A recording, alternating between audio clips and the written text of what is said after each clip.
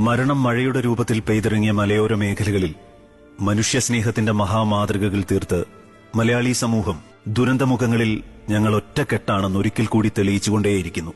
ഒന്നിനും ചോർത്തിക്കളയാൻ കഴിയാത്ത വിധം ഉൾക്കരുത്തുള്ള പരസ്പര സ്നേഹത്തിന്റെ നൂലിൽ ബന്ധിതരാണ് നമ്മൾ. ജീവൻ വകവെക്കാതെ ജീവിതങ്ങളെ തിരിച്ചുപിടിക്കാൻ അവിടേക്ക് പാഞ്ഞെത്തിയ ഓരോ മനുഷ്യനും തെളിയിച്ചുകൊണ്ടേയിരിക്കുന്നത് അതാണ്.